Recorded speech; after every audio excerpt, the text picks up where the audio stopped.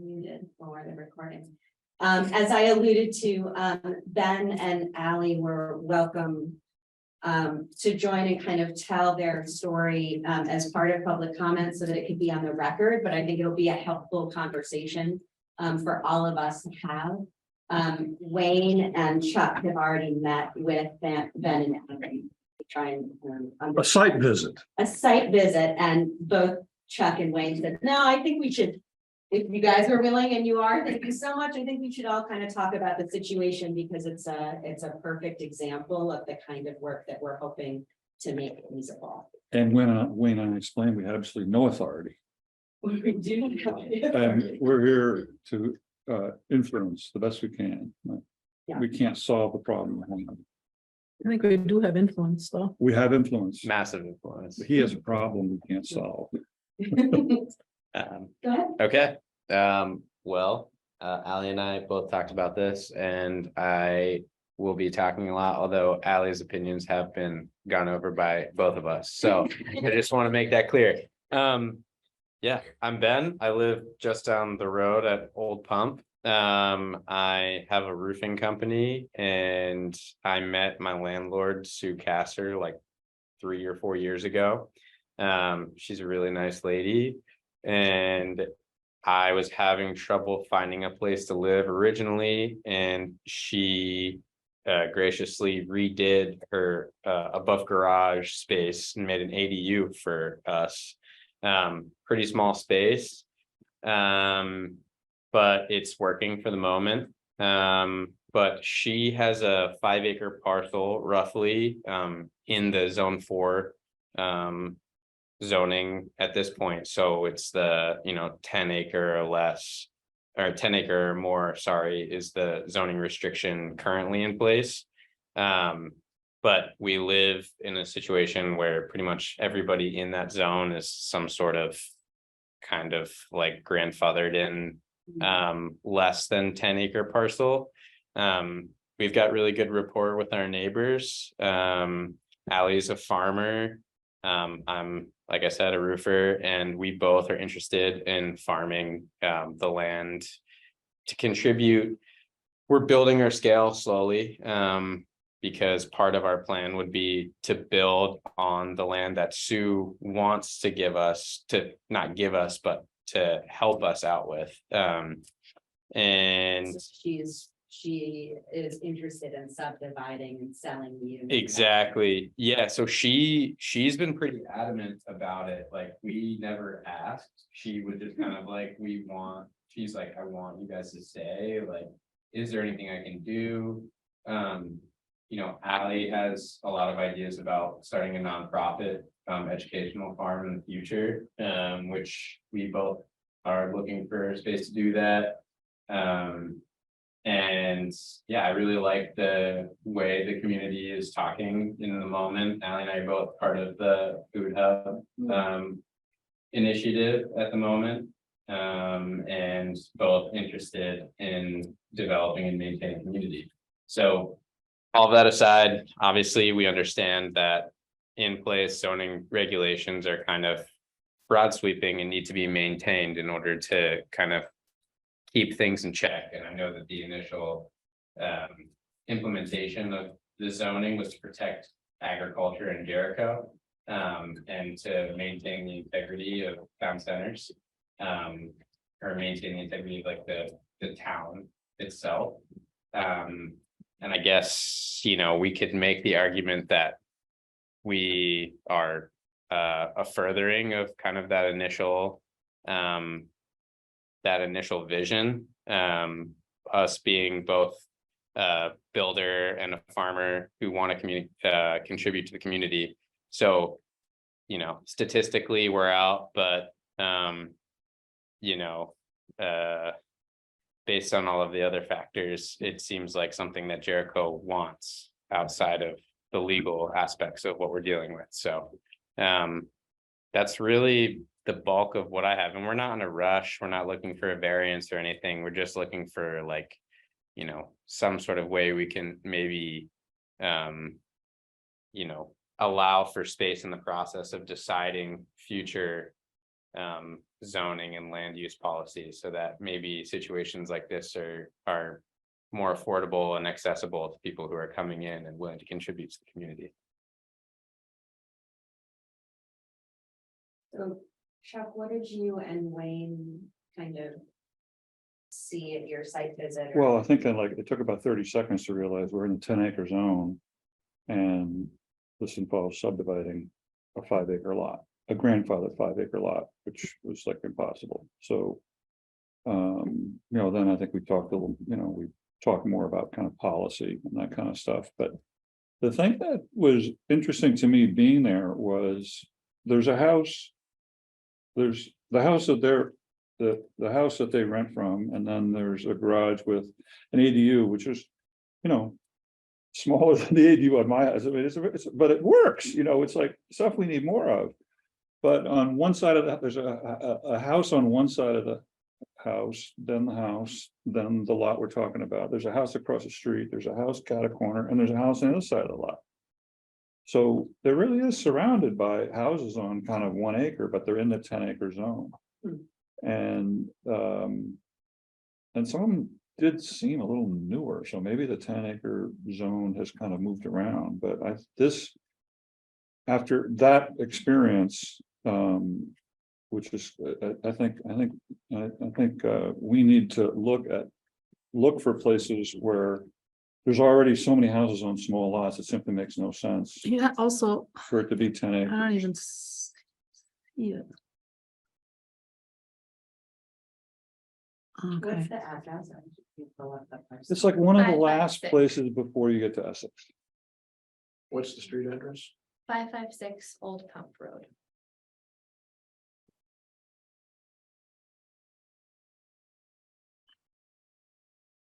It's a really good location too for like small farm, educational, like nonprofit farm. I think there's a lot of foot traffic that goes past because of people parking up where the creamy stand is, and it's like, it seems like it would be a good, like, smaller branch community hub, and nothing that we would do down there would be without the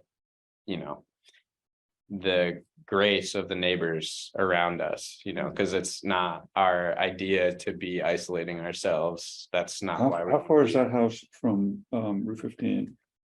556 Yeah, spitting distance. We just walked here, so I don't know you exactly. just walked here. Half Yeah. mile Yeah. according to. It took Google Maps. 15 minutes to walk. Yeah. So, yeah. Wow. Oh, okay. Well, That's how close. so there's two general approaches here. One of them is to change the zones, meaning like what is village center and what is, in this case, village center, which is 1/4 acre zoning, borders directly on a zone that is a 10-acre zone, without any kind of transitional zoning. So one avenue is to change the zone, and the other avenue is to make some kind of regulatory change within a 10-acre zone itself. So I don't know what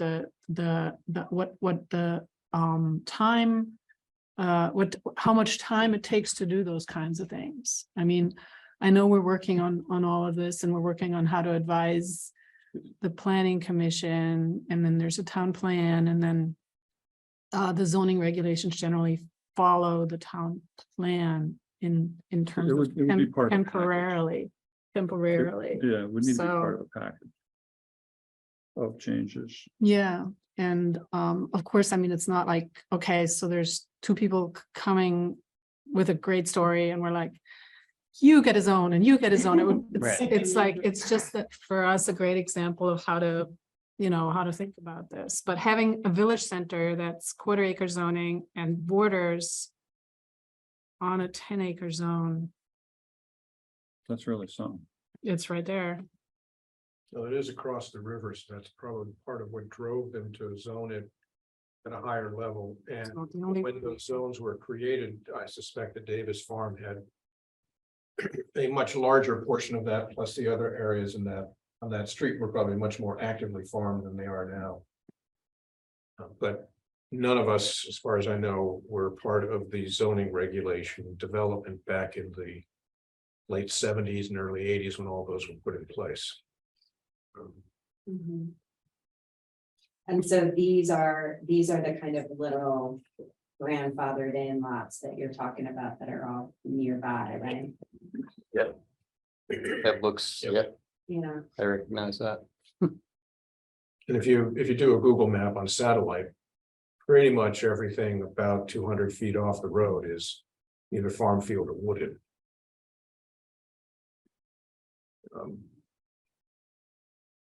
Okay, But I think this is good. Yeah. Good to know. There used to be a provision where you could break off one building lot of any size and give to a family member.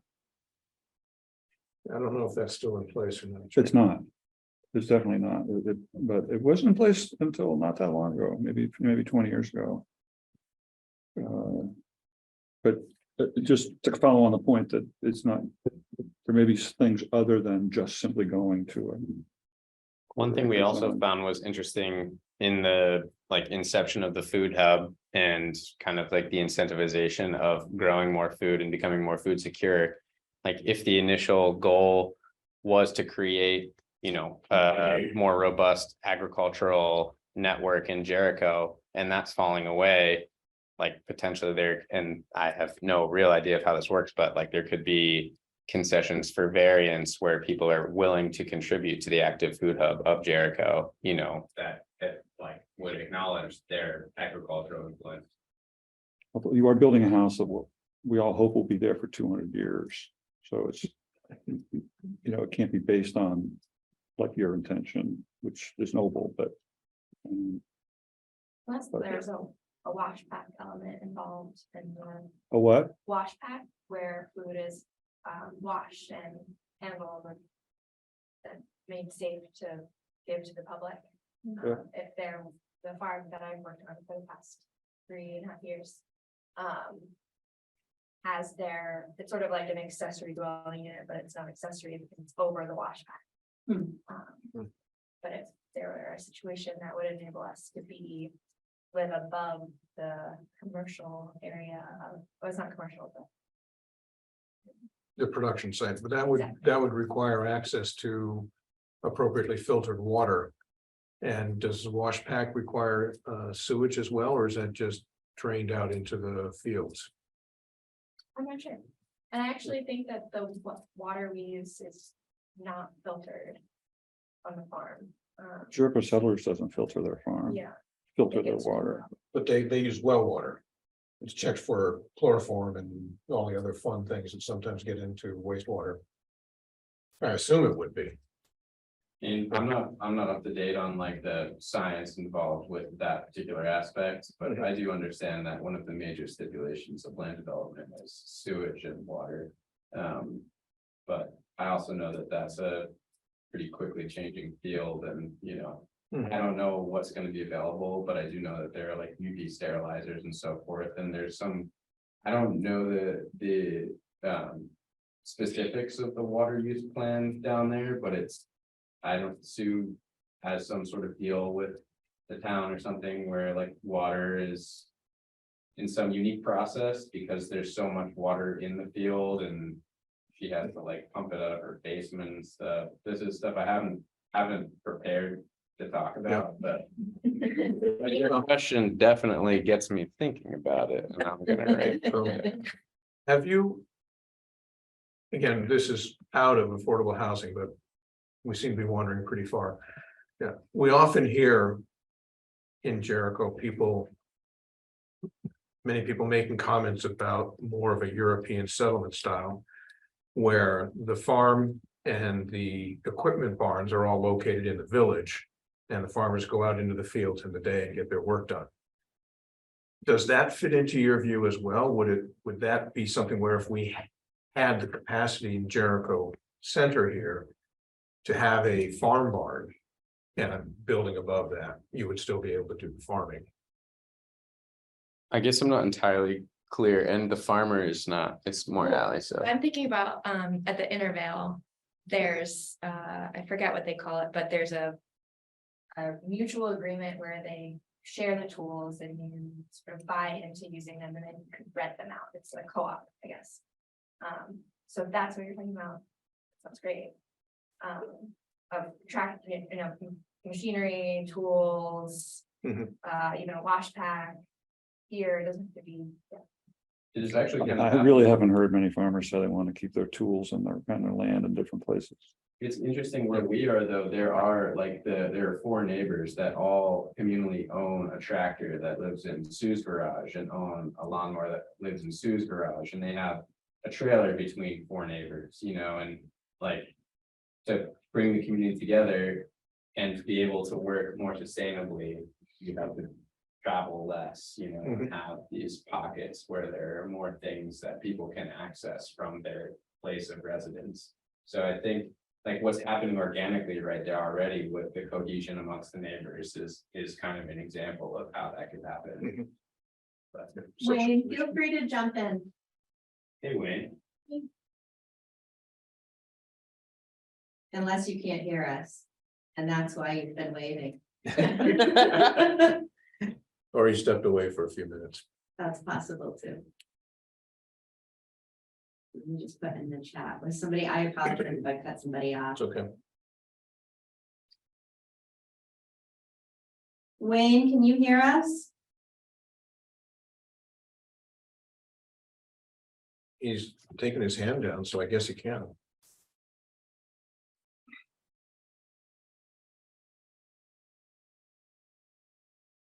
We can't hear you if you were. He's muted. He is now, but he wasn't just a second. I can't hear you if you're talking. Try the speakers turned on.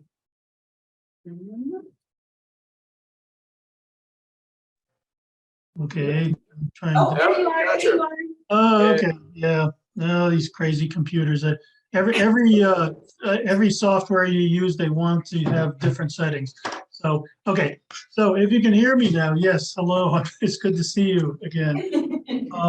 So anyways, you were talking about small farming and all, and I think, a lot of the zoning for farms was when you were trying to provide enough fodder for 100 milk cows or something, or 100 steers or something, and make the farm self-sufficient. But, from my conversations with you all, I think you were talking about some kind of a food farm, and there's things that you can raise that you can get better money for.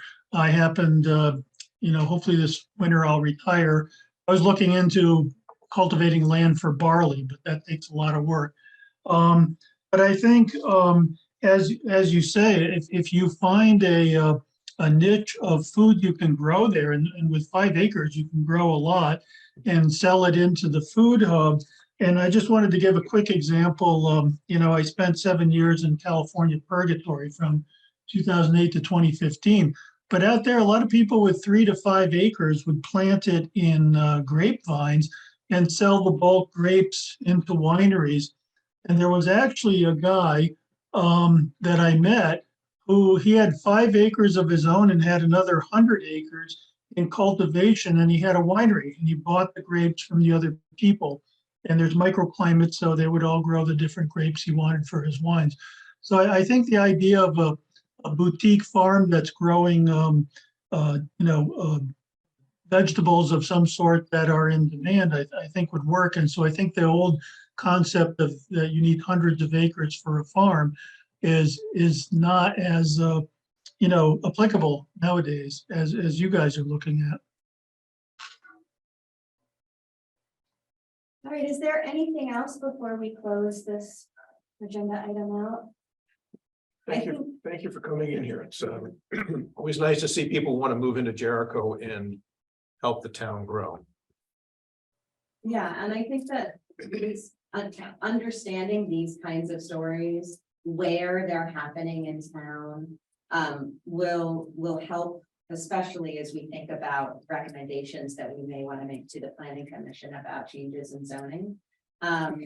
will help us kind of make those decisions and provide some evidence to say, like, not only do these people exist, they're here and they want to do this thing, and, you know, it can contribute to the community in, you know, these number of ways. And so I think it's really helpful. I apologize if it feels unsatisfactory because we don't have any, but hearing your story, I think is really great for us. It is, we are pretty patient and also don't feel entitled to have the laws change for us. We're just hoping that maybe we can be part of the conversation, but, you know, ultimately, we've been given a chance personally to make something happen with our lives, and we feel really lucky about it. But if it doesn't work out, you know, the flip side of it, which is unfortunate, is that, like, we will have to move away, you know, and at that point, it's just like, you know, it would be great to be here. I like the town a lot, so that's all I can say, but ultimately, we appreciate your time. Yeah. And it's been great. Awesome. And I'm excited about the food hub. I'm glad to hear that you're involved with that, and great. Well, thank you. You're welcome to hang out and hear the rest of it, but if you want to go, please feel free. It's getting dark, especially if you walk. I think we are gonna take off, but we appreciate the time. Thank you so No much. problem. Thank you. Nice Thank to you. meet Take care. Thank you. all. Yeah, All right, Wayne. take care, Wayne. Okay, take care. Nice to see you. Doing Amy again. All right, see ya. Bye, everyone. Bye. All right, so moving on to agenda item number 3. This is choosing officers and liaisons. So every year, we need to nominate and elect a chair, apparently a vice chair, which I don't think we've ever had in my time on the committee. But it is in our charter, and a secretary or clerk. And I will say that I'm honored to be your chair and excited to continue if you all have me, but also if there are other folks who want to take over, I'm also happy to hand over the reins. So I'm looking for nominations. I nominate SJ. A second. Thank you. That is a quick one. All those in favor? Aye. Okay, any not in favor or abstain? Okay. Is anyone interested in vice chair? If I wasn't clerk, maybe, but I think Richard looks like he'd like to do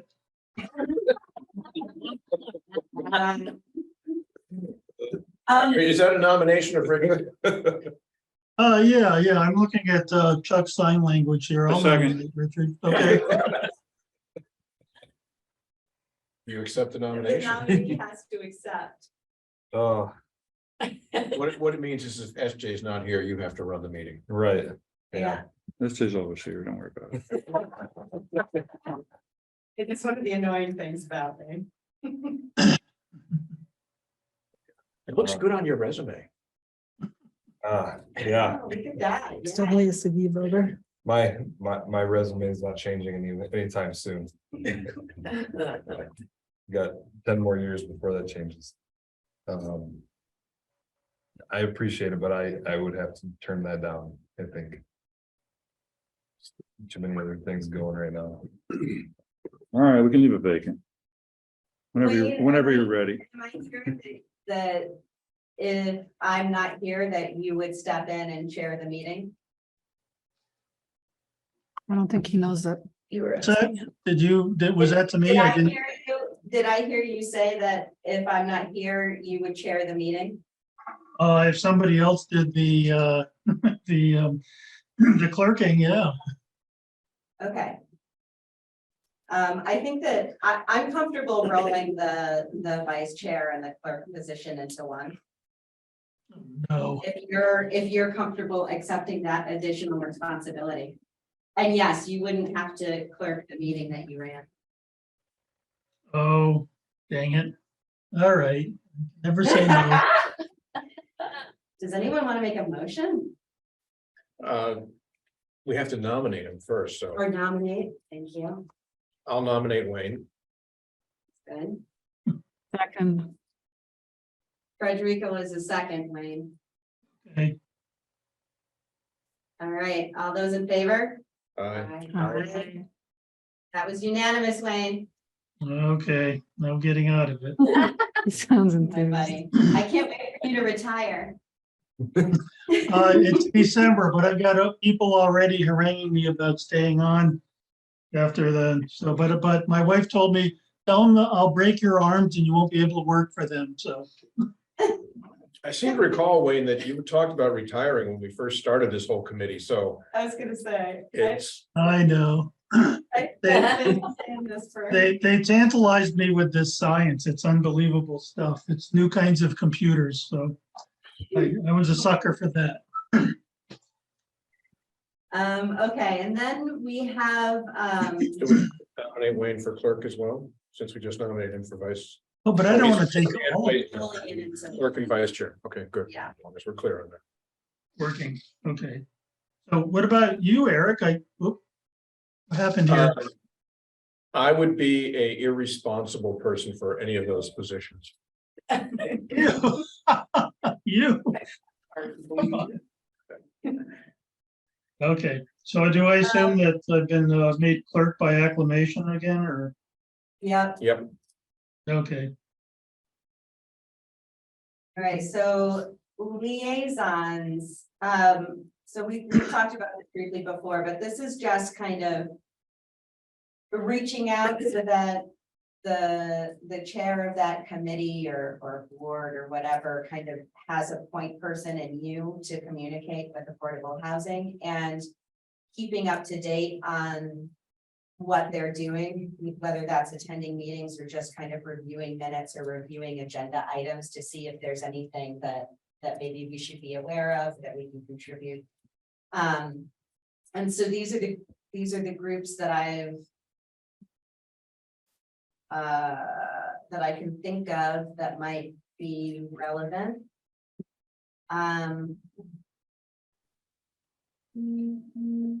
So you have the DRB, you have me there with a question mark, and yeah, I'd definitely be interested in that because it relates to Okay. the zoning question.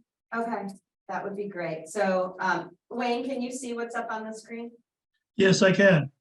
So I've got, Eric is planning commission for obvious reasons. Wayne, I've got you as conservation because we had talked about that and I'd forgotten. Yes, by the way, if we have some time afterwards, I have some input from the last meeting I was at that we could Oh, just great. discuss briefly. Yeah. The Jericho Underhill Land Trust, Chuck, volunteered for that. Is that still okay, Chuck? Energy Task Force. You were in my head for this. I feel like we had talked about it maybe once, but maybe, but that's. Is that okay? That'd be fine. Okay. Casey's a yes? Stacy's a yes. Yeah. Frederica's a yes for DRB. Diversity, equity, and inclusion is a relatively new committee that I'm currently a member of. So I'm happy to continue to be an active liaison there.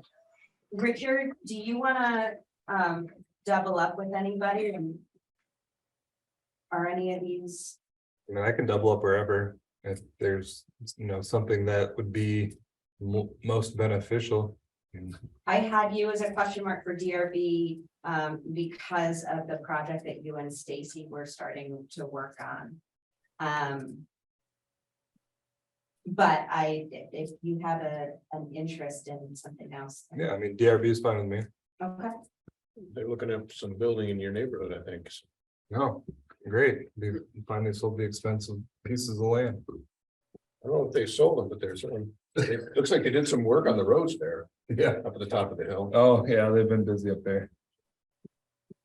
okay, great. Anything else before I close that out? And yeah, Wayne, we can touch base on your update at other business. Is that okay? Yep. Talks to That would Abbott. work. That's select. That's Okay,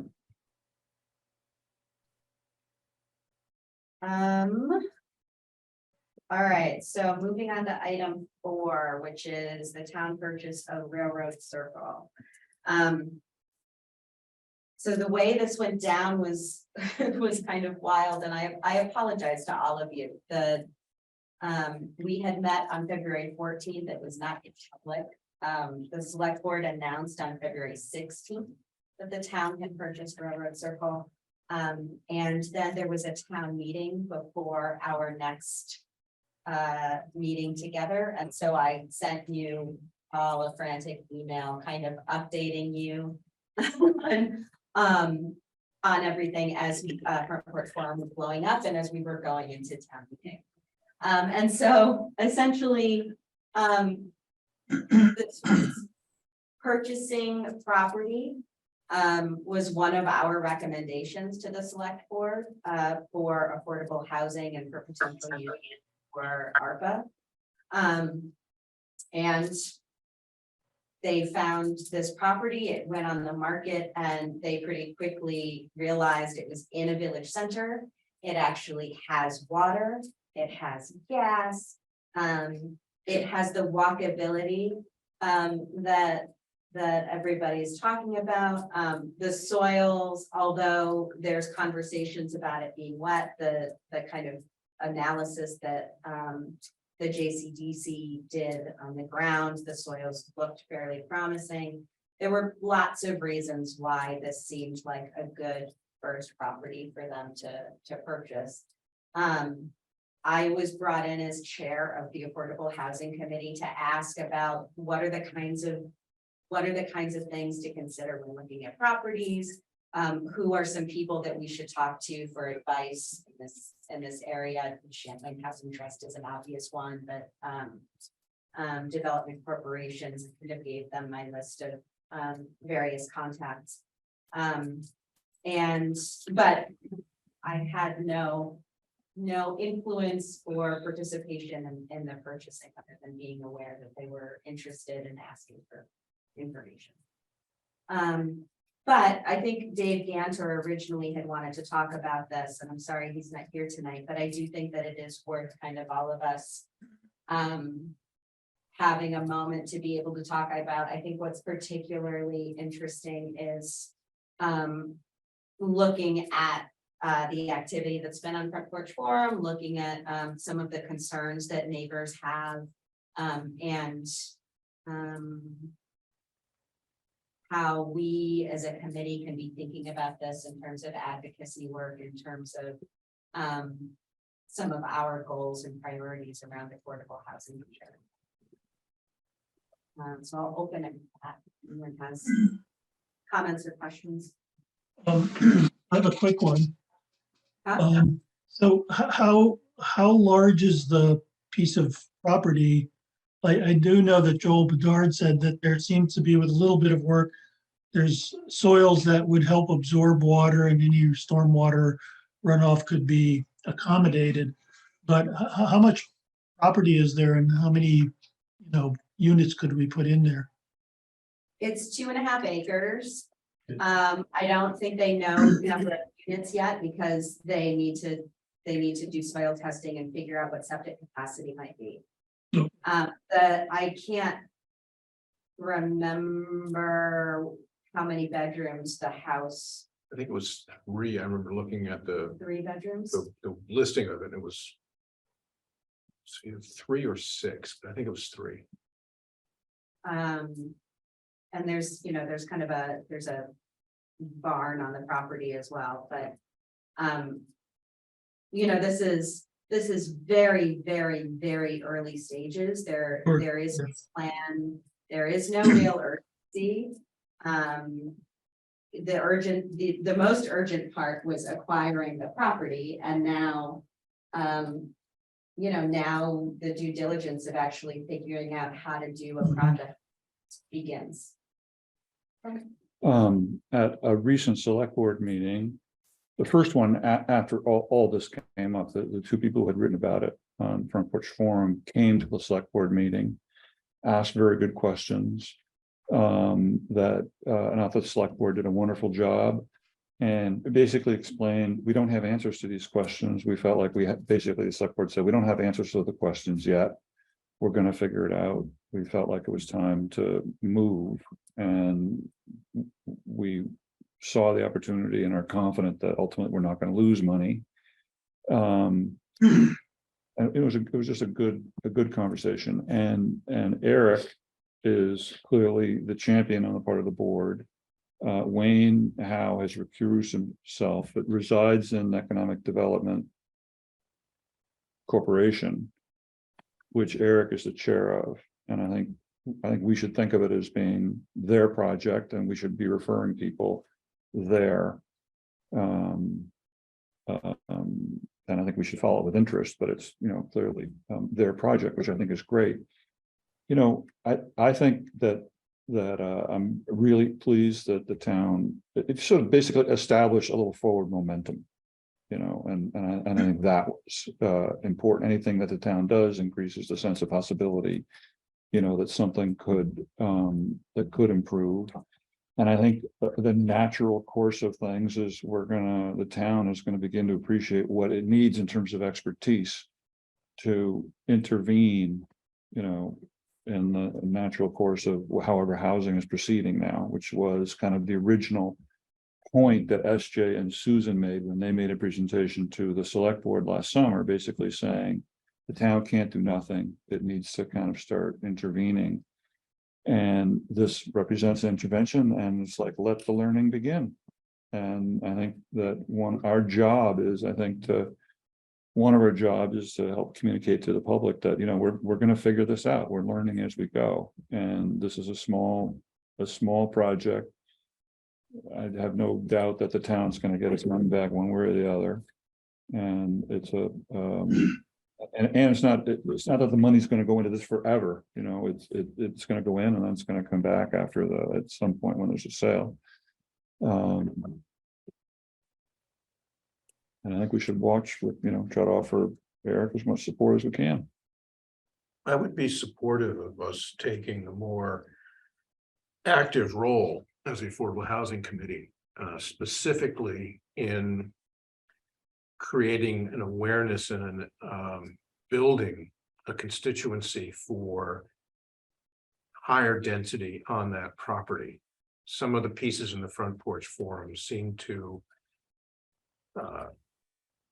express opposition to anything that would be more than 1 or 2 houses. It's 2.5 acres.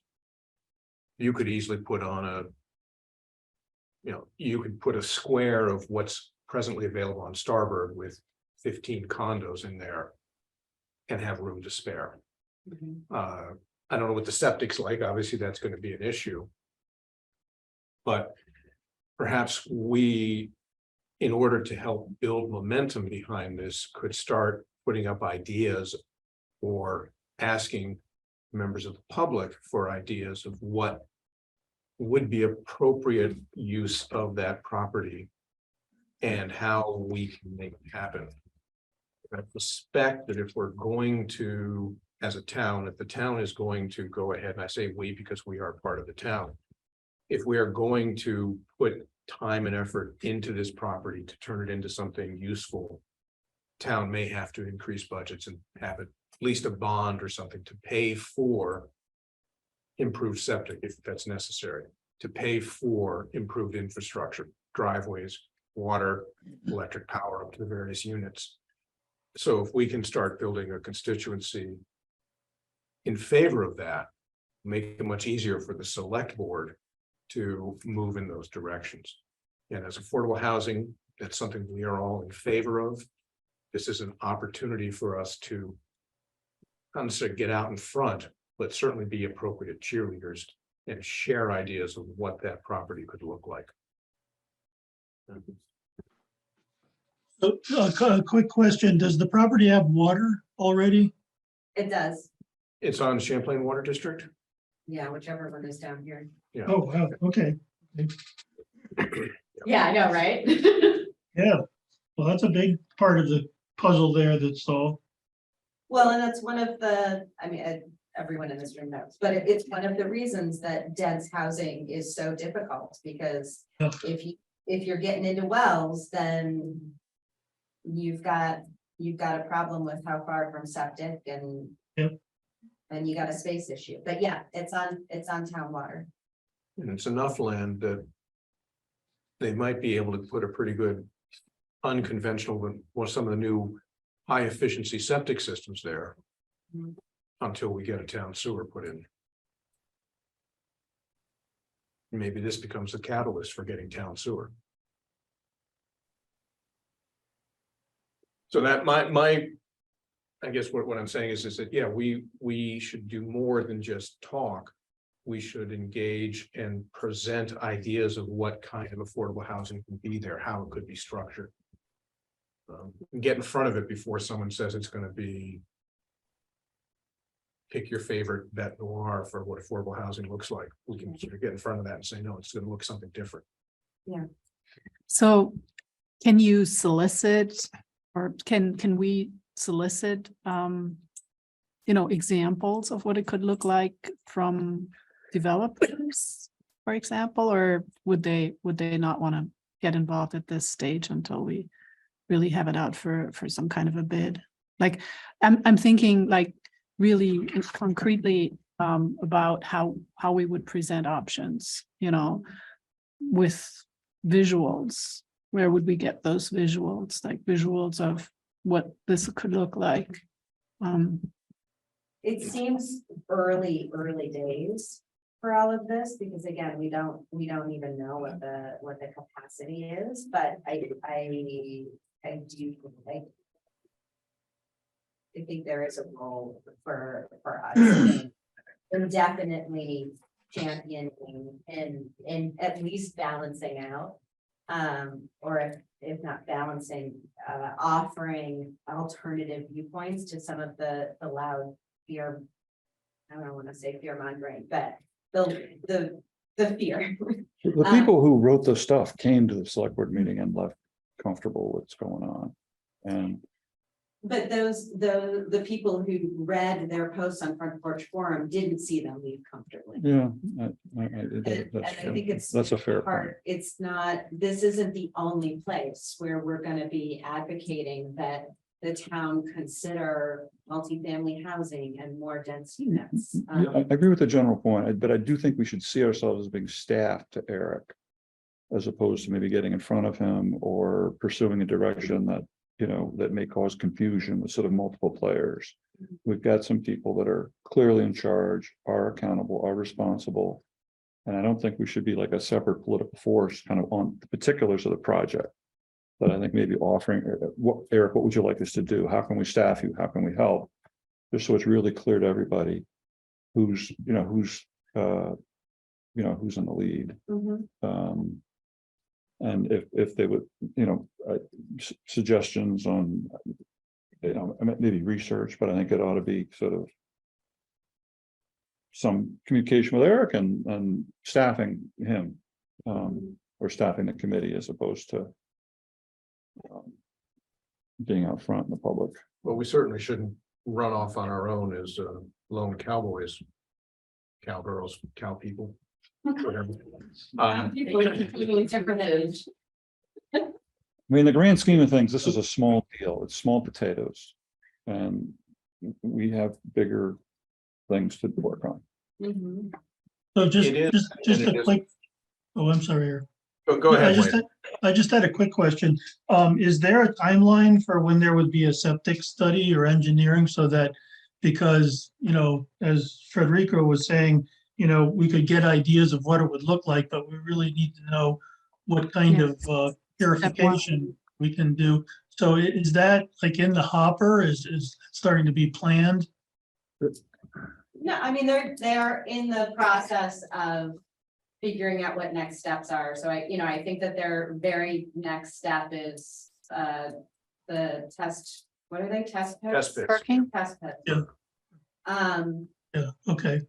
But yeah, no, there is no timeline right now. It's a group of people with no staff who just got this thing. But it is the next step. So, I mean, Yeah. clearly, because that's the rate limiting step, right, is the sewer, right? So, Absolutely. That and the stormwater. So you get those two Or guys. finding a partner to do the work. if they want to go that way. Yeah, I mean, of course, that's another, but if you want to have some direction to the work and you want to be able to say, okay, I don't just want to give the whole thing over to a developer to build like a one single family house on. No, I think they might be talking about like Champlain Housing Trust or something. That's the kind of partner that they're Yeah. talking about. They are still gonna need to know what the carrying capacity of the soil is. So that when they give their partner, they can say you can have up to this. I understand that, many but they could be finding a partner who does that work. Who's, Yeah, you can do it early. The early stage. you know, just, Anyway. we're staff to them, is what I feel.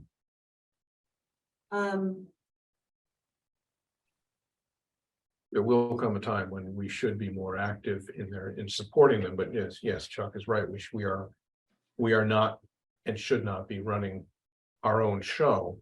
It needs to be done with them, but we are an amplifying voice. And we are an amplifying voice saying this should be used for affordable housing, not for. And since they high-end haven't, condos that are possible to be built in that area. and since they haven't started, there's nothing we can do that wouldn't put us in front. Well, I mean, I think that that's the Well, point. then we should get is- behind and start pushing and have them do something. So, yeah, so liaison, so 3 bed, 1 bath. With- 3 bed, 1 bath. Yeah. JCDC. And it is worth reviewing the minutes from that select board meeting, from the JCDC meeting that recently happened where all of the neighbors came. Again, just to kind of get a feeling for the kinds of conversations we'll be having. Okay, anything else on this one before I move us on? I've not been watching this one. All right, just a very brief update. It's 7:50 Wayne. I got it. Yep. The Heart and Home Community Art Project. So this is just kind of asking folks in the community, artists, people who just think to do art as a hobby, to think about what home and inclusive community kind of mean to them, and ask them to create some piece of artwork that illustrates that. Reached out to a couple of different folks and groups about either doing small targeted group art sessions together.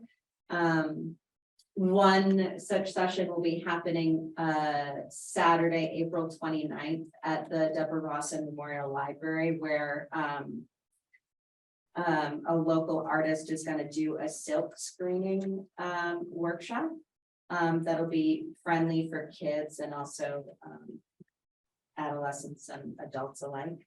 And so we'll be posting about that as we get more details for that.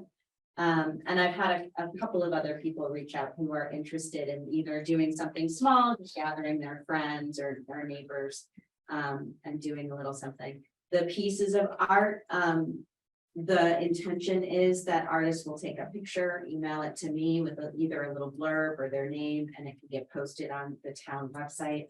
And then May 1st will be hanging day, where we hang the artwork in here. We have the exhibit space in here, and we'll do a little reception for the artists, which I think if there are some kids participating, that'll be particularly fun for them and their families. SJ, this will be at the town hall. Yep. What's the date of that? We don't have a date yet for the reception. Okay, This is, and anyone with ideas are welcome to, this is just a scrappy last minute pulling stuff together, and next year will be a little more planned. But we'll make it happen.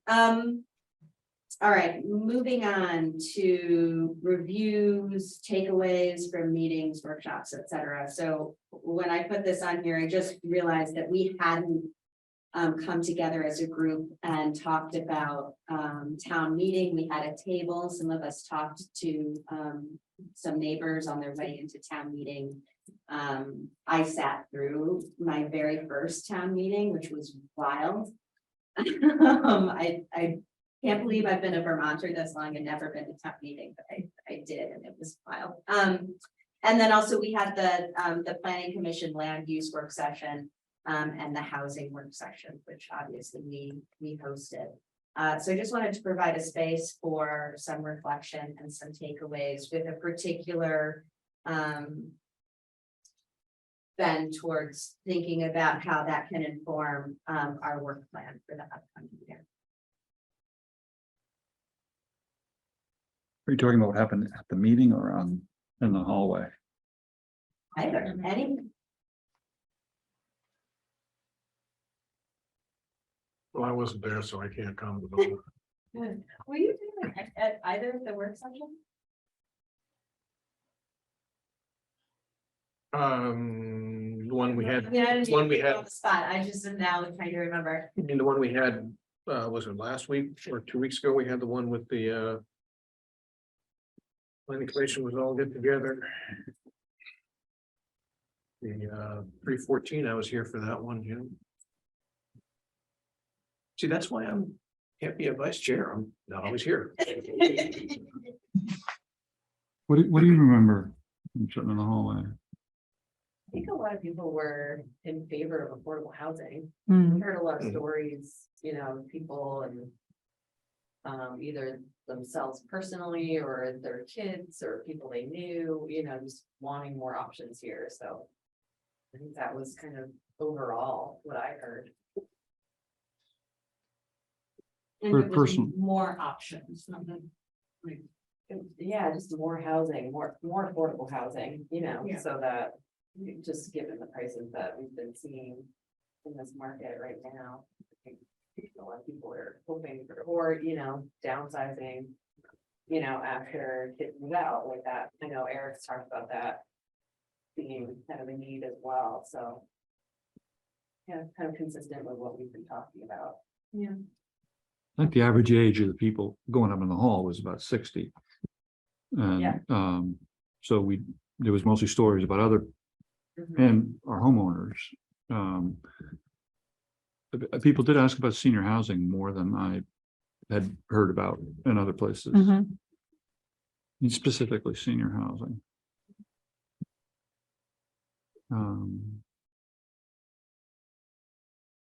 I mean, there were a few outliers, obviously, but it was a pretty solid majority of. So am I hearing that this is gonna be smooth sailing and the whole town is on board, and so, we just light a fire under the select board? Oh, because they're It was very clear pretty- about where they want the housing. It was pretty universal, though. It's true. There was only like one person that I really remember clearly who said, it's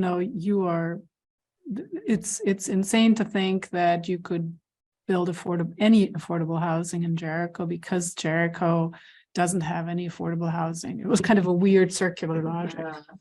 It's like, have you seen how rich of a town Jericho is? You can't build affordable housing here. And I think the argument he was trying to make was a financial one, that the property prices here are so high that it's going to be hard to do it. But the way he said it was just a weird circular logic. The land costs, raw land costs are rather high in Jericho, so that does make building as a single family makes it pretty hard, but if you switch your gears and go from a single family to condos or something, you could get the prices down quite a lot.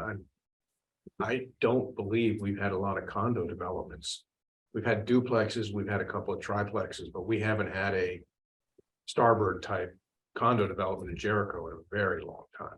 Yeah, They're it's illegal. it's a problem when Illegal. it's a problem when the large zone hangs like an albatross around the neck of the PUD developer, because unless they find a spot to do this within a quarter-acre zone, if they go to a 10-acre zoning area and they try to build development or PUD, it's gonna, they have like all the acreage that they have to find, and even in the 3 acre zone, that can be tough, right?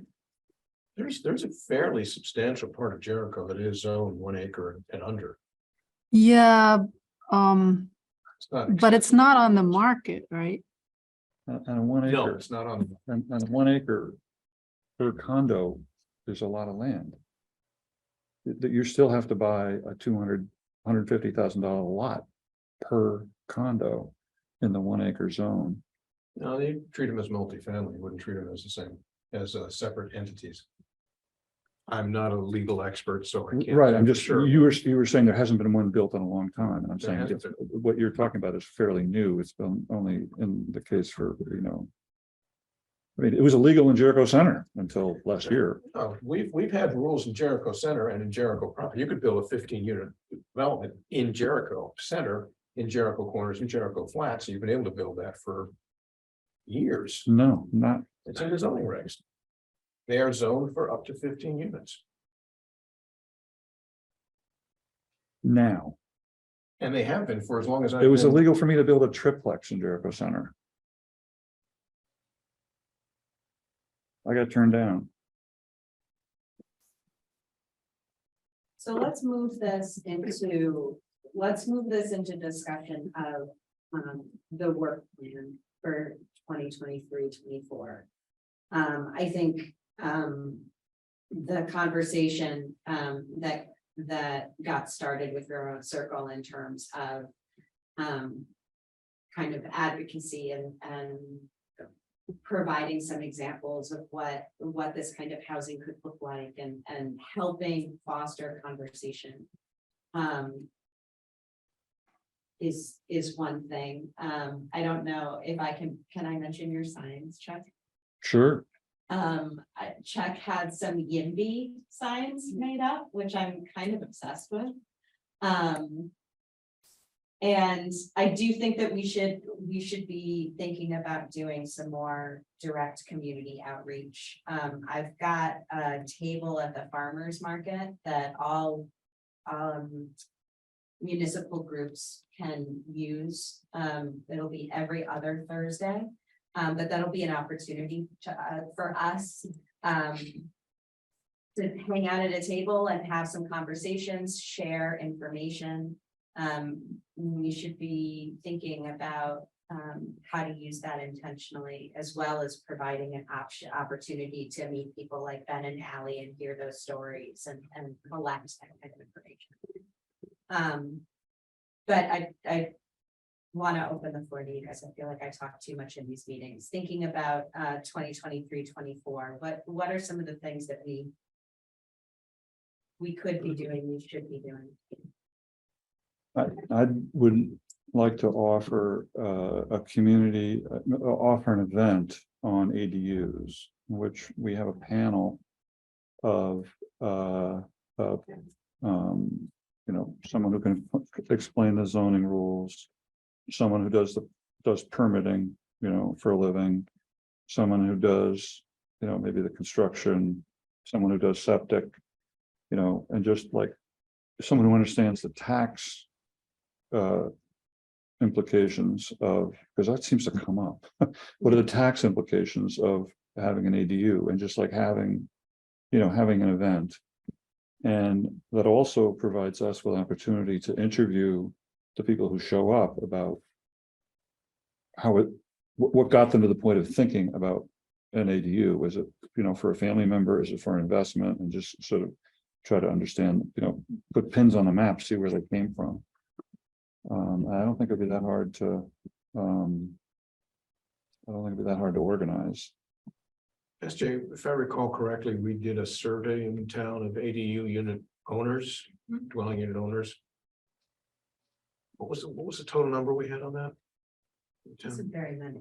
Like 30, 35, was it that many? I think it may have been in the 20s. But we still have all their names and contact details, so. Yeah, and we have the folks who you said that we could reach back out to them.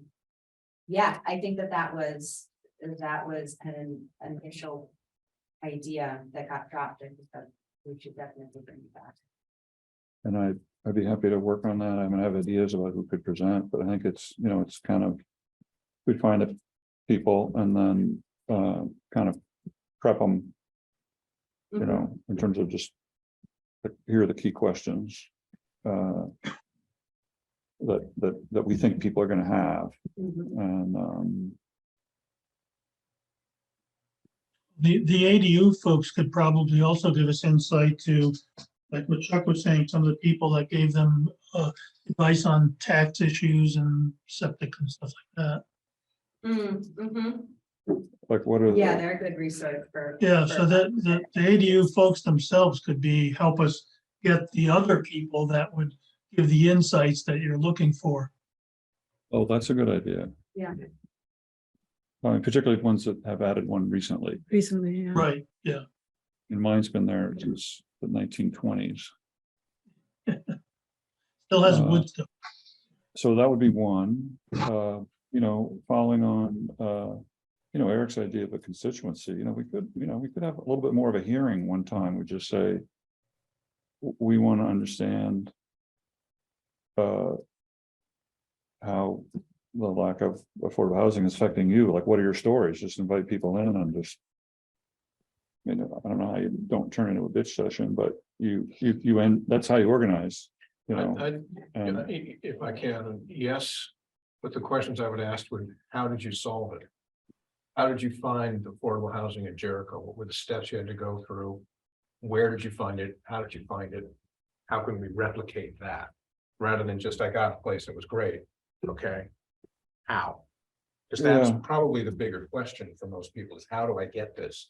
I hadn't immediately thought that it would be people who had solved the problem, but if we have people who solve the problem, that'd be great. I think People who haven't solved the problem. they're not here, unfortunately. No, I mean, we hear that, this is what we heard in the hallway. At the Yeah. fest, people had their stories, it's like, how, It's their kids, right? It's their right, but kids. we're looking to create an army of people who were gonna show up, well, Yeah, you ask them to show up, they're by definition, people who do show up.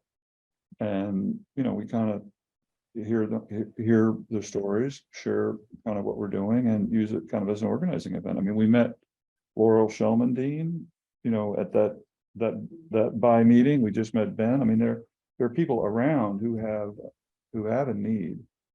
One thing that I was in my dream for the table of town meeting that occurred to me too late was to also have okay, affordable housing is something that you care about. What can you do? As a resident of Jericho, and maybe that's, you know, showing landowners how to consider and accept vouchers for their tenants, or considering ADUs, but coming up with, I think having a hearing is good. Yes, we needed one on the various grants that are available. I mean, I got an email the other day from someone asking about a grant that I've sort of heard of, but I don't really know, you know, I don't know how to apply for it. I don't know what it's for. If there was some presentation where we could have the people who know about the grants and offer that as a session, and that'll be the way for us to learn about it, would be to have people come and do that. And grants that are available to residents. Yes, it'll be residents to hear about the grants that are available to them. Yep. Yeah, yes, not like big development grants, just whatever it is, the $30,000 for addition for an ADU, or 50,000, or kind of whatever those grants are. Find out if they exist, and then, yeah, certainly if those grants exist for the individuals who are predisposed to have an ADU, that might be the push they need to get it. And hey, we've got all the forms when you come, so we've got some, Yeah, I think that we've would, got some cider donuts and maple syrup to dunk them in, and we got the forms, and we'll show you how to fill them out. and then there's there's proposed changes to the zoning that we're working on that we need to start sort of drafting, and I see it as in my head, it's sort of what could be changed now with a minimum of it might be a little challenging in the town, but what could be changed now in some sort of interim zoning something or other. And then a set of suggestions that are Bigger. a longer term that we need expertise to really, kind of think through how to, what kinds of changes to make to the PUD. Could we have a PUD in which there's no land requirement as long as you meet certain housing requirements? Or less land requirement as long as you meet certain, like some kind of something that's acceptable to a range of people and a range of concerns. And that's the other thing I think that's needed in general is for those folks that live here and that are kind of skeptical about the term affordable housing and that kind of connect things with it that we don't really mean to do that education again. I mean, for me, when I first started learning about this, it was a whole new world. And the affordable housing website actually that you guys put up, the stuff that's on there, the informational things that are on there are excellent to kind of give an introduction, but who's going to go there and look at it? So having that kind of out there, that kind of education about what's meant by affordable housing, what are the actual statistics in Jericho, because they're so impressive. And I don't think a lot of people know about this. I mean, a lot of people know how expensive it is to have housing here, but how many people really know the percentage of rentals and so on? So getting that information out there again, if we do have any kind of public event, that would be a nice little either exhibit or talk. The planning commission is covering some of those issues already. In terms of the percentage of properties in town that are rental versus not, and numbers of bedrooms in houses and all that other fun stuff as part of just the basic what's here Right. inventory. Yeah, And I think even if you look at the town plan, the most recent version, it does have a breakdown of number of rental units, number of housing units, number of Definitely. bedrooms and bathrooms per housing unit, stuff like that. definitely. But the people that are posting on Front Porch Forum aren't educated about that. And like that, the talk that the brief introduction that we had on the last meeting together with the planning commission, that first talk was outstanding in terms of being an introduction to what the problem is, I think. And if we just had that, it's the kind of talk my husband was up in the attic working, and I was like, I need you to watch this. I need you to, he's like, yeah, I'll watch it later. But that's the kind of thing that people that don't think about this or have a wrong concept about housing, affordable housing, that's what they need to see. Just that presentation would be enough. That's what I mean. So that presentation could be skinnied down to be a link. That could be posted. Yeah, he said we were gonna have it. Yeah. I just keep thinking about. So is it the whole meeting or is it just his About talk? what? Horses in water. There's a link Yes. to Yeah. the whole meeting, and there's a link to his slide deck. I just thought that was really good. I'm so glad he came, because he is a great speaker. I was telling Chuck about it today, because I'm gonna have to replace my septic in the next year. And everyone in my neighborhood, all of our houses went in at the same time, and all of our septics are now turning over, and I think that's true for a lot of developments. So I'm gathering some information about, well, what would it take to increase my capacity by 1 bedroom or 2 bedrooms? And could we encourage, if it's not a big deal to do that, could we encourage folks to do that? Maybe they're not ready to put on an ADU, but their septic is failing and they got to replace it anyway. And maybe we could encourage folks to increase their capacity a bit, so that in the future, there is the capability of putting on an ADU. Is there an appetite for the foothills to do a centralized system? I don't know. I would love to, but so many people have just in the last couple of years changed over that. I've already done it. Are you guys on a community septic? No, I so wish we were. Hmm. No, we're a community well, but we're not community septic. But because we're community well, we can be, I mean, we're not tight, we're acre, but. This is an important idea you have here. It's like. We need to understand what the, in general, what's the incremental cost of a 7-bedroom versus a 4-bedroom Yeah, leach field and encourage people to think about that, because that would certainly be an asset for them. Well, we do have to recognize that not everybody wants to be a landlord. No, but it's an asset for their property when they sell it. It means that somebody. if you wanted to I rent. mean, you're right, another Eric. bedroom, even if you weren't gonna be a landlord, that's an asset. Right, or to the person that you sell it to. But I mean, Eric's right, a lot of people aren't gonna do it.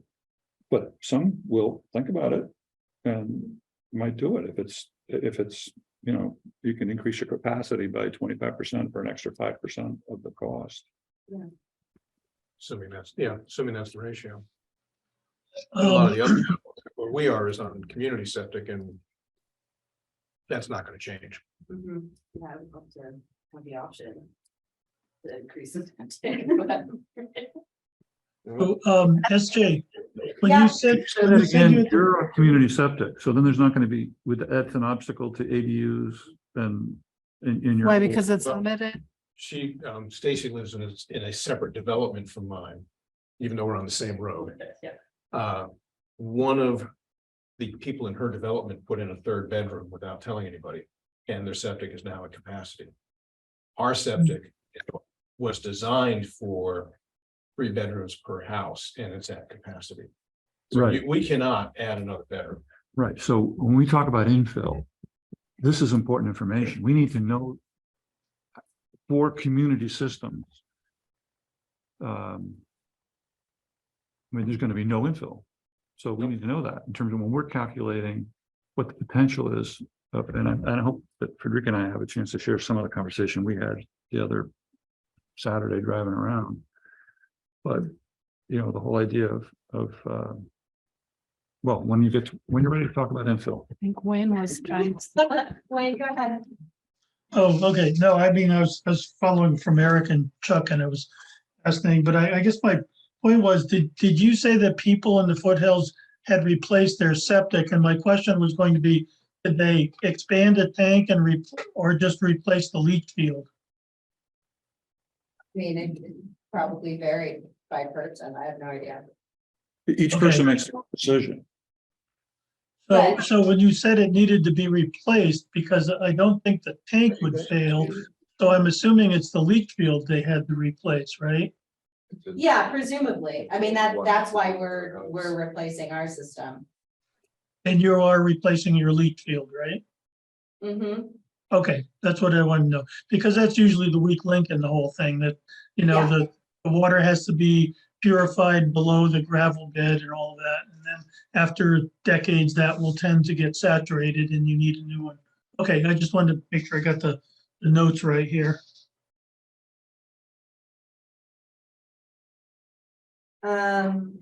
Okay, so we've got lots of ideas for community outreach. We already have a bunch of projects that we're working on. Participating in the town plan rewrite is just kind of a big picture thing that we're doing. Chuck and Frederica are preparing for zoning update recommendations for the planning commission, and those will, like the planning commission, I think will likely do that in phases. Well, they're planning to kind of start with the character district, what is it? Riverside. Yeah. That's the Form-based code. low hanging fruit. Form-based code, yeah. Address some of the low-hanging fruit in the form-based code. And then move on to a broader, what you're saying, low-hanging fruit, things that we can, or that they can attack with a, you know, a relatively small package, similar, I think, to what they did last year in scope, with the idea that likely in a year or so, they'll be applying for funding to, again, get the expertise like you're speaking to Chuck, to bring somebody in to really kind of do, if not an overhaul, at least an in-depth look at the zoning regs. No, I think that expertise is about work. I think what they're talking about is expertise to work with potential developers and grants and the town and, you know, the way the fellow up in St. Albans works. Some like, I think that those are two different separate things, things in okay. parallel. I think we're also the planning commission, which is getting us onto the other activities. The planning commission is expecting to get the wastewater survey back very soon, which will give us an idea of where in town we have absorptive capacity for larger systems. And where in town it makes sense to have not a community septic, but a full-on large town system. Eric, when you guys look at the form-based code, I'd like to know, or I hope that you look at what has been built there since it was passed in 2015. This Catherine McMain's recollection is one of the purposes was to make it easier to build.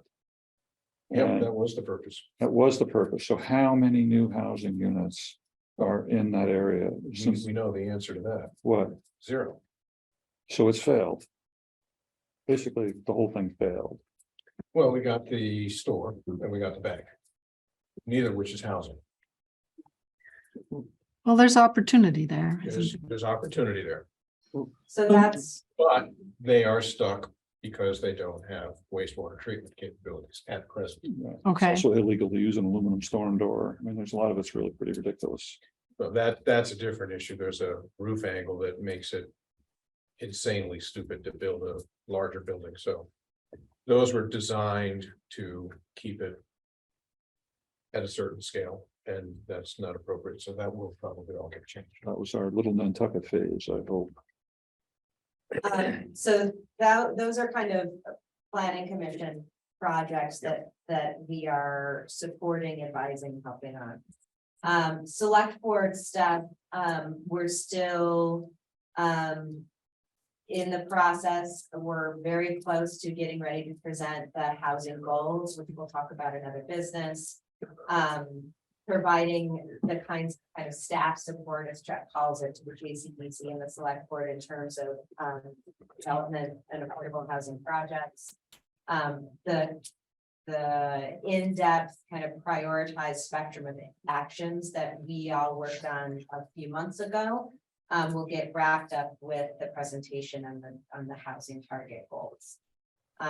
So that work we're kind of in the middle of, but that is still ongoing for this work plan. In the DRB, we talked about kind of having a standard review and recommendations for applicants. So some kind of review rubric and response template with some recommendations and resources for subdivision and PUD applicants. I know that the Conservation Committee has, I don't know how standardized their review and responses are, but they have some experience with this. So if you guys want to reach out to Conservation to kind of see what they do and how they think about this. And then one interest for this year that I have is really forming a good partnership and dialogue with the Conservation Committee and the Land Trust to talk about how we can kind of work together instead of in opposition moving forward to plan housing and conservation in Jericho. And we met with Libby Strong. Did, who is incredible. Mm. The only other thing I want to mention for work plan is one of the things I sent our charter just to kind of remind us all the things that we've been asked to do. And one of those is data collection to help inform decision making. We did that already with a housing needs assessment, and I think it's too soon to redo that. But what I'm thinking for this upcoming year is using the housing target goals is kind of a metric that we can use to analyze how things have been this year, the past couple of years, to get kind of a baseline. And then the assumption of that resolution is that each year we'll use those metrics to look at the development that's happened. And if any of the nudges and tweaks and incentives and all of the different things that that we, the town, can do to try and shift from really expensive housing to more middle and low income housing, how those impacts are changing. So one of the data collection things is actually getting some baseline information using the metrics that we've developed in the housing targets to get an idea of where we're at now. And get an understanding for how we can use those to provide some formative feedback moving forward. And then I think continuing to collect front porch forum posts and local stories to kind of flesh out this picture of the current state of housing need and housing opportunity that exists in Jericho is an important piece. Anything else work plan wise before I close that out? Yeah, I have a quick question. Yeah. A bit of a rewind. So there was a conversation between Chuck and Eric about the form-based code. And then I got kind of lost. Was it that the coroner's development was slowed down because of form-based code, or was it septic issues? So Our this- understanding is it's predominantly septic, but I do recall that the developer came in and specifically wanted a variance on the limits allowed for roof slope. Because in order to put on a slope that was required for a roof on a 3-story building, the roof would be almost as tall as the rest of the building based upon the slope that was put into the agreements. So there was a request that get changed. I do not believe that was changed or adjusted. But that is an example of the form-based code is imposing construction restrictions on the developers.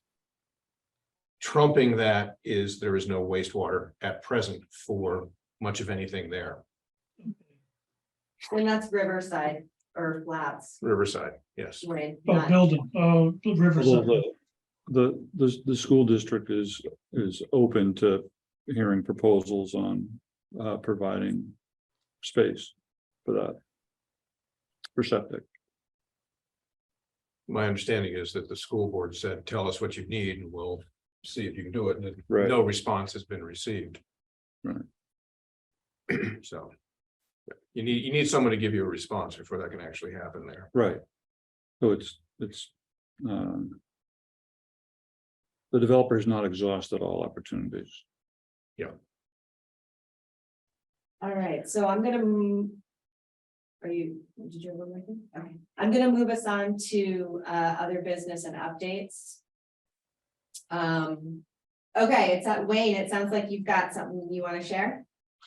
Yes, I do. So I went to the Conservation Commission meeting last month. And the thing that that came across is there's a development on Orr Road. And apparently the Conservation Commission had told the developers and recommended to, I'm trying to think, this might be the DRB, that they wanted them to look seriously at a community septic, but the developers didn't really want to do that.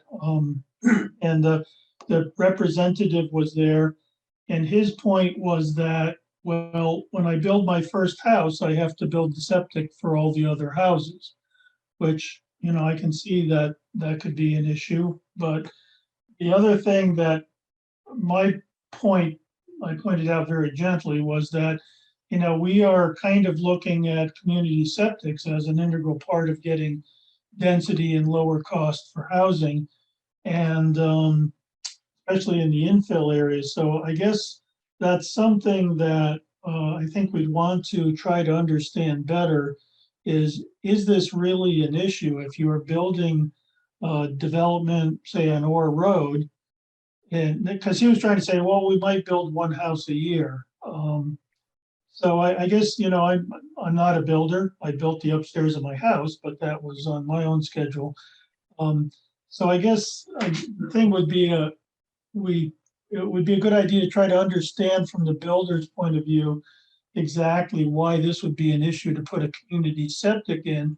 Because I'm thinking strategically, if you look at places where septics put in 20 or 30 years ago need to be replaced, and if the town has to take this over and this becomes a lateral over to Eric, from the planning commission and the town point of view, would it be better to be repairing and replacing a common, development septic field as opposed to trying to go in and replace individual ones or try to, backfill a community septic when already there's individual ones. So I think it's like a big multivariable problem that we could learn from. But it just, the thing that triggered me was that, community septic, and the builder was uninterested for his own reasons. Well, I can speak to, because I bought a house in our development when it was still in the very early stages. The septic, all of the wastewater lines were built when the roads were built, because you have to have that in place. You don't know which unit's going to sell first, but if you don't have all of the septic in place, you can't go digging up people's driveways and everything to lay the pipes down. So that generally comes first. That's a sunk cost along with the roads. You have to put the roads in. If you're going to do underground electric, that also needs to be put in before the first house even comes up. But these are pretty big lots, aren't they, Wayne? I think they're like 3 acres. I think they are 3 acres. But I think that The ones on Orr Road, which direction on Orr Road from Packard? Towards Clark's or Clark's? I think it's towards Clark's. At the top of the hill, there's a On the right, on the right. That little, someone's been building up in there. They cut down a lot of trees this winter. So now the thing is that, that could be ledge up there. So I didn't get, the specifics from the Conservation Commission, but they had some concerns and they thought that the community septic could be sited in some more, desirable soils. So, and I think that ledge was one of the, the depth of the soils was one of the issues. So you're basically saying when you start and you're putting in any kind of electric or cable or roads, the septic goes in anyways. To start. Right? Yes. Okay. so I don't understand, so what was the developer's argument against putting in a community septic? Is it that they didn't want to do all that upfront work?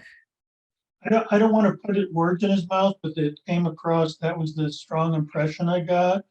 The other one was that, well, we might build a house each year, so we'd have to do all that work up front.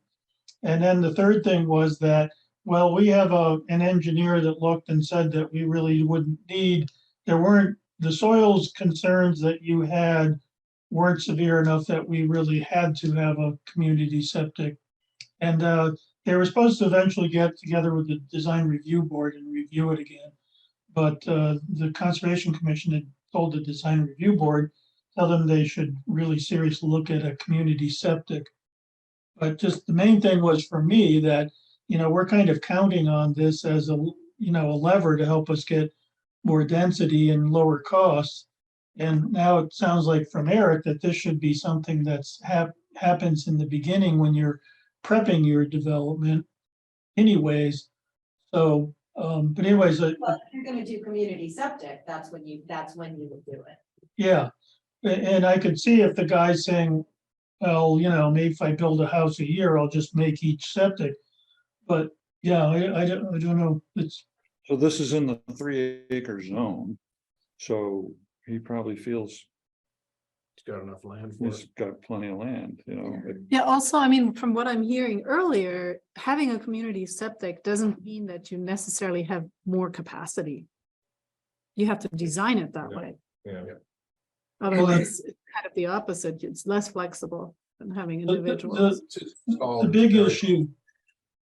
The big issue is if you look at the LiDAR maps that the government did of Vermont, over where Chuck lives, there's an area that has perfectly fine for septic, and you can go 30 feet and it's not good for septic. And it's just this round area that's about 100 feet by 30 feet, right by Tillotson Road there, right where you turn to Tillotson Road. And so, you know, you can have 3 acres, but the problem is that the way the glaciers in the Lake Vermont drop the soils, it varies all over, and it can vary in a matter of tens of feet. So, you know, that was kind of the idea. Oh, so is that what the Conservation Commission was saying? Hey, this is,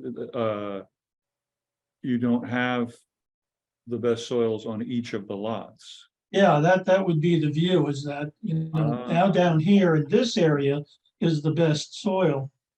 Got it. I want to get a lecture for septic for dummies. All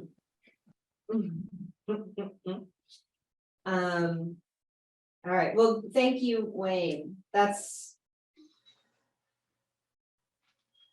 Yeah, there's a lot, that's a really good example. There's a lot of different pieces there that we can learn from. Chuck and Frederica, do you want to tell us about? We talked a lot about infill, didn't we? We talked a lot of things.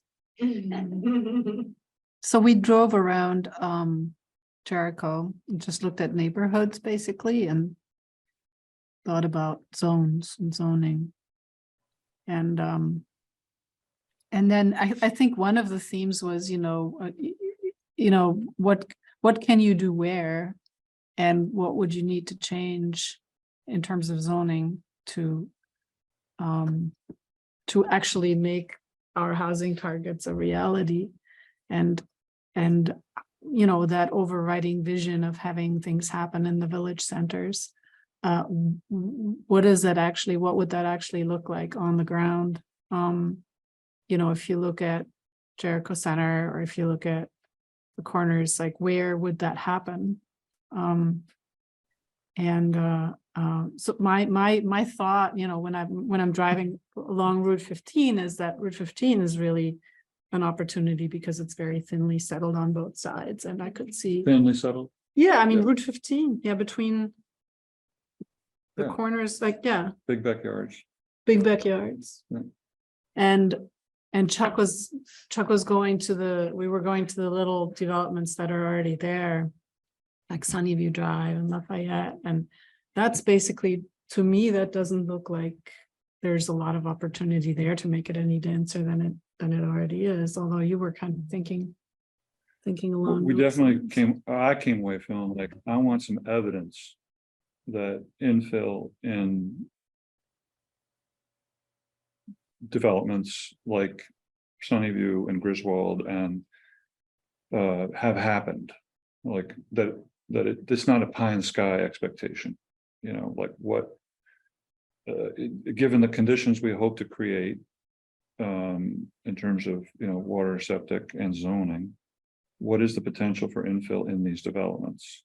And I think, Frederica, you were a little less bullish. Infill to happen in Lafayette, in developments that are. Right, like what is the majority of houses in Jericho Corners are on half-acre lots in developments. That's where the majority of the current housing is. So if you're talking about infill, you're talking about what happens next to current houses. And so if you don't have a bullish case for infill in Griswold, Pinehurst, Sunnyview, then you really don't have a bullish case for infill in Jericho Corners. You have a limited area, Route 15, or you just have. I think you just have a limited view of what's possible in terms of infill. we looked at, in Jericho Center, there's 61 houses in Jericho Center, and it's been there since 1790.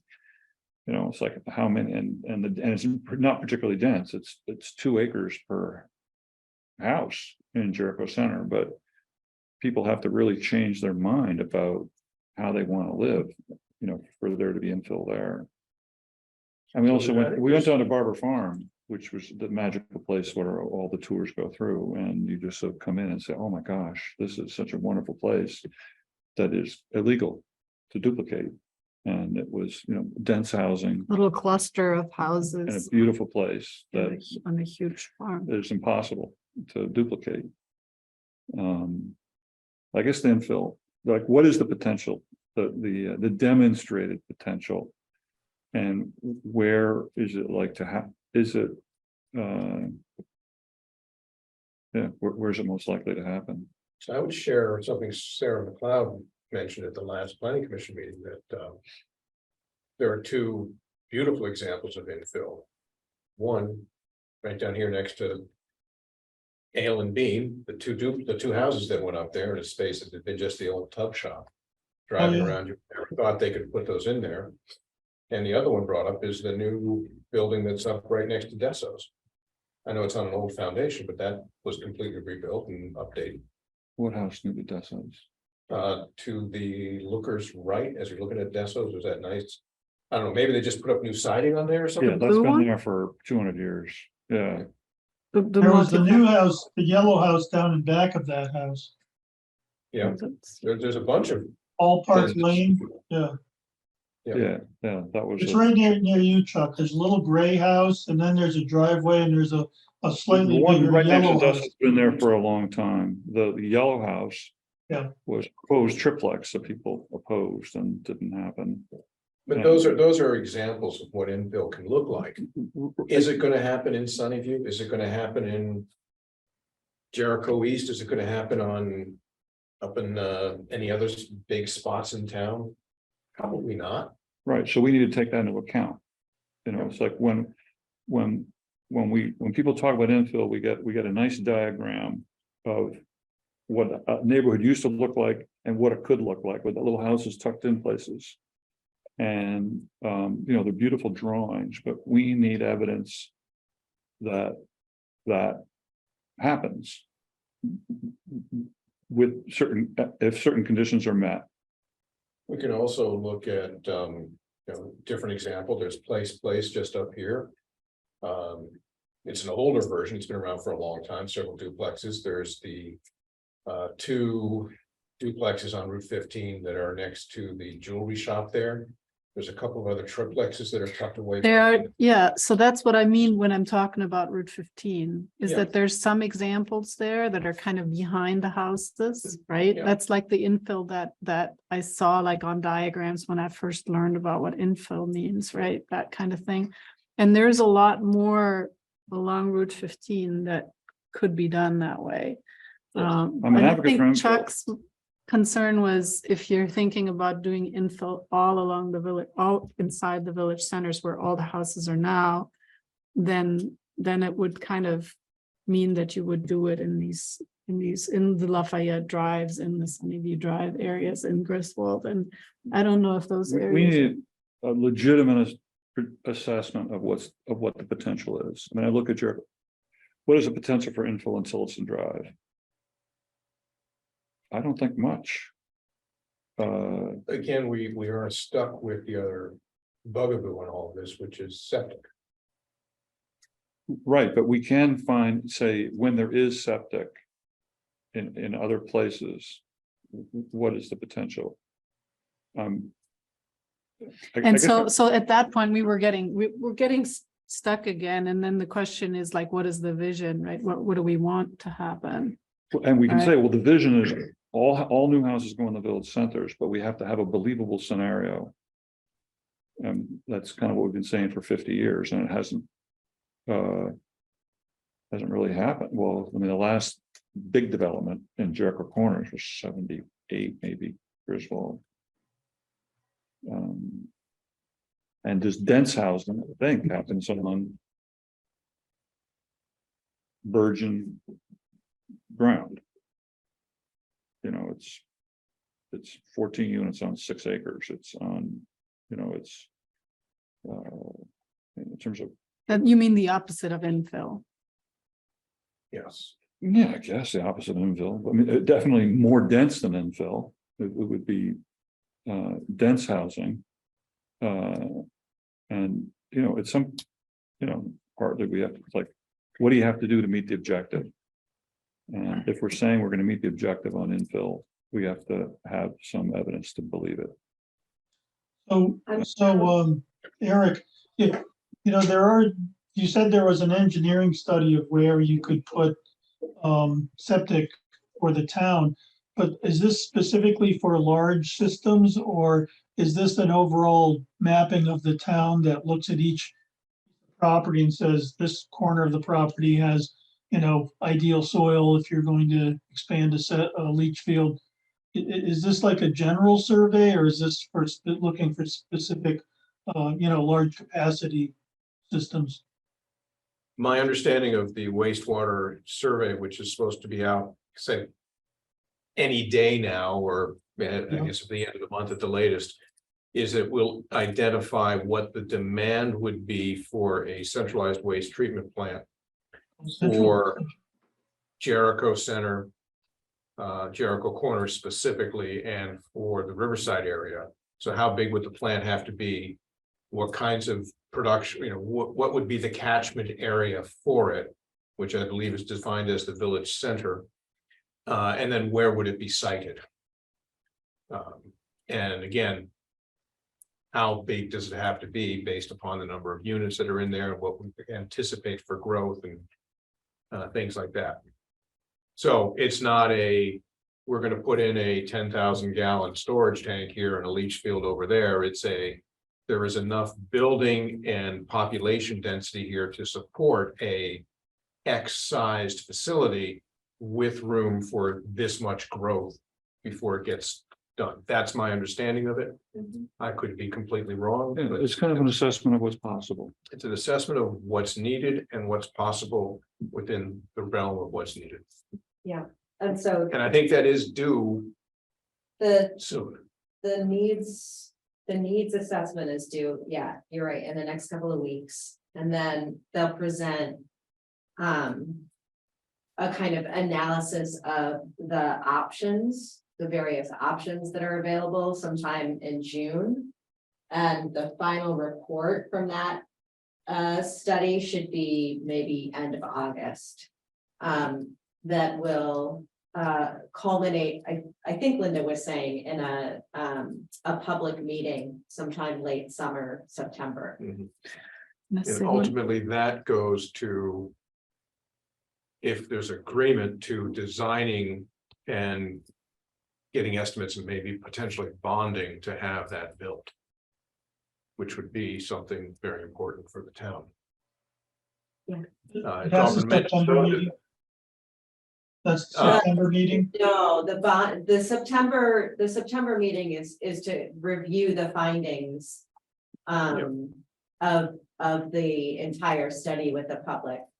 And then from that meeting, then I presume the select board would make some decisions about what option, if any, they want to go with. And then there's a whole nother long process to go from a concept to designs, to permitting, to final designs, to eventually hearings and a bond vote.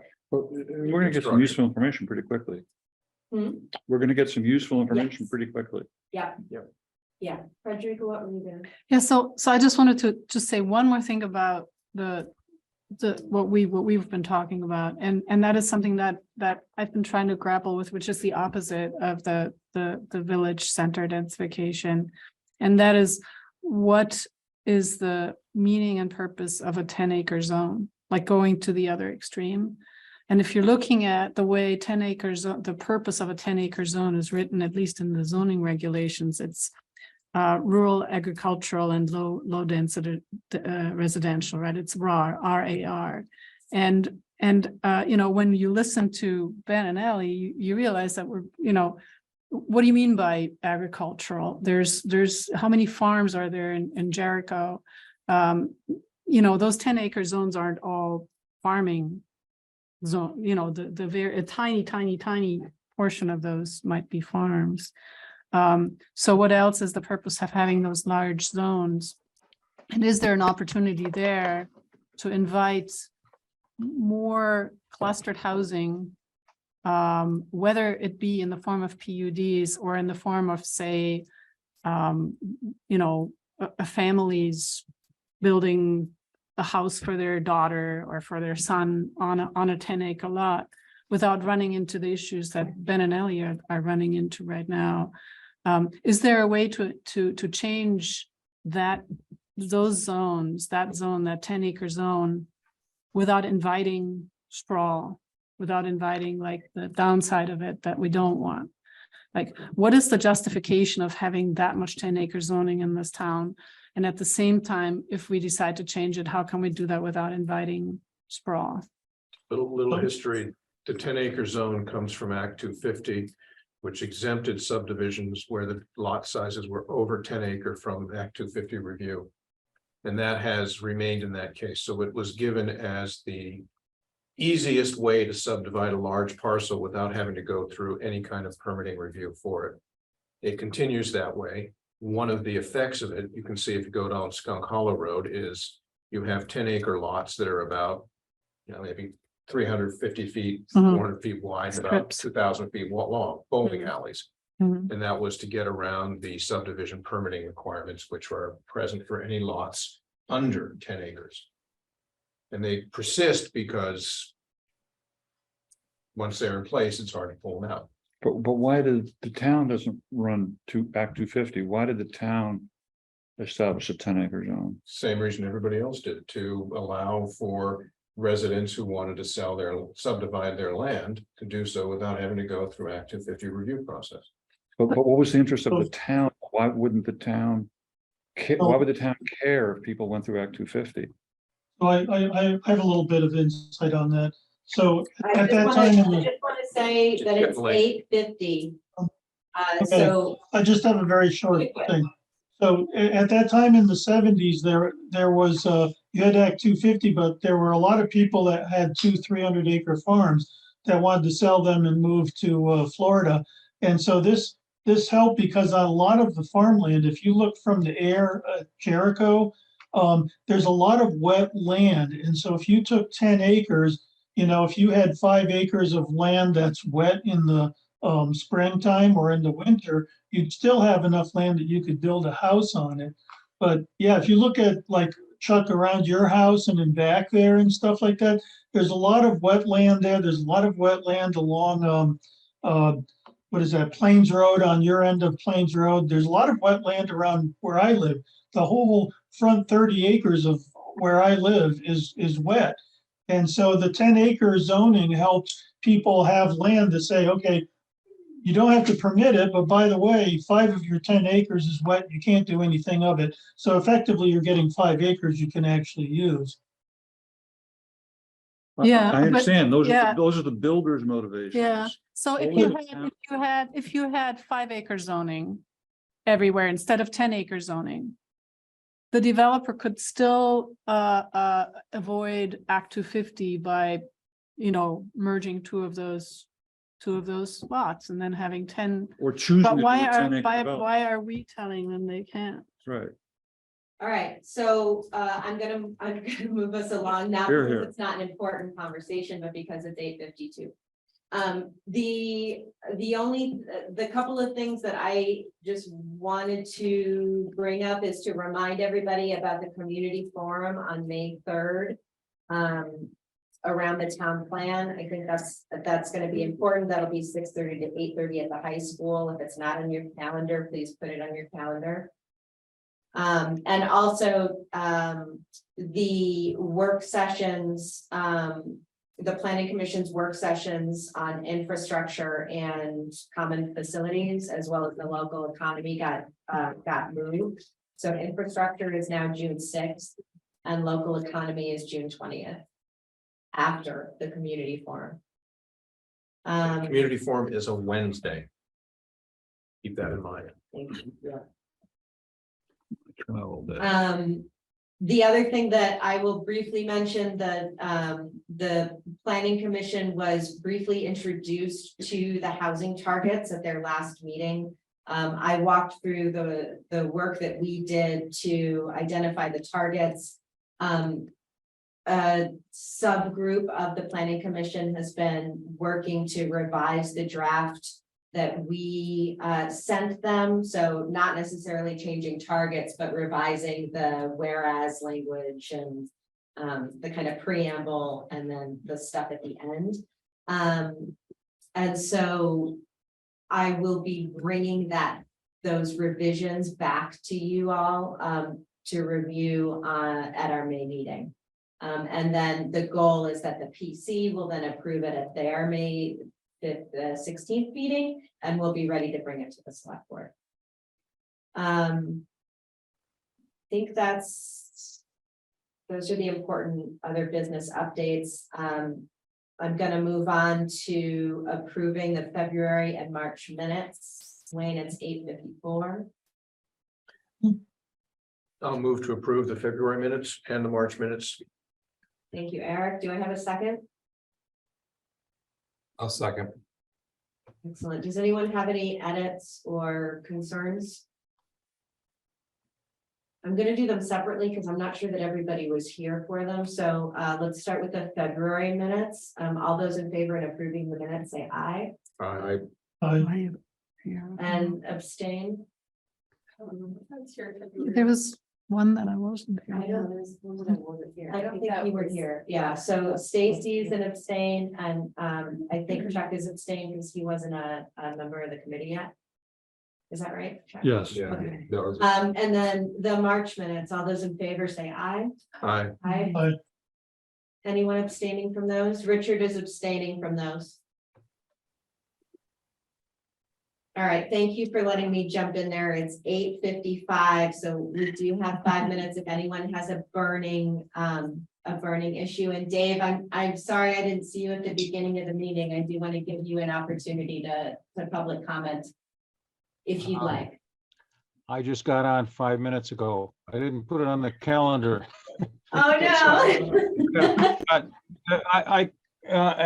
Did you discuss the 2 railroad circle? We did. All right, so I haven't been involved. I wasn't involved with the discussion, but I'll give you the short, sweet contribution that I have on that. Okay. The building construction development and the ongoing paperwork for the permanent affordability should be handled by somebody like Champlain Housing Trust or Habitat for Humanity that does this kind of work and not by the town. And Yeah. that's one. Number 2, we should not be going for single units. There should be duplexes or above. It's just not affordable if you try the single stuff. And I did have a conversation with David, what's his last name, from Habitat for Humanity. Begins with an M, I can't the executive remember. director. And he nodded his head in agreement about both of those things. Not just single units, but and above. The other thing is that property is 2.5 acres. And it's in total, it's 1.52 that's actually assessed and taxed by the town, and the rest of it is rights of way for the railroad. If anybody wanted to develop that for the railroad and for railroad circle, that railroad circle, quote, road, end quote, is just a right of way. And I think that should be maintained. I did talk with Steve Schwartz, the chair of the Trails Committee. They're not weighing in on that at all. But if anybody ever had an idea of getting access to the railroad thing, and this, so the right of way encompasses the road in, named Railroad Circle and enough parking in the back. Depending on what happens in the future, that right of way is just a few feet away from the railroad station, the site of the old railroad station. So if there wanted to be public access to it, this would be the logical place. So that was my input. Got it. David, Railroad station. are you aware of whether or not the railroad right of way has been ceded, or does the successor railroad to whatever railroad ran from Burlington to Cambridge still have that right of way? From my reading of the the survey, I think it's just been chopped up. Nobody has. So it's been abandoned. They no longer have the right of way. Yeah, I mean, I'll digress just a little bit. The railroad line that the causeway is part of. When the railroad gave that up, they went to the state. They wanted to make a park. Whoever was the parks commissioner at the time is, who would ever want a park that's 30 miles long and 150 feet wide? That's dumb. And apparently that was the thinking when this railroad went in or was dismembered. So, Well, thank you, Dave. I'm sorry that we missed you for the bulk of the meeting, but I'm glad we saw you for the last 5 minutes. Hmm. It's 8:59, guys. I want to just be really clear. I'm an advocate for infill. Noted. Okay. Do I have a motion to adjourn? so move. Thank you, Motion to Eric. adjourn. Second? And actually Jason, built an second. infill house. All those in favor? All right. Thank you, everybody. Appreciate you. It all.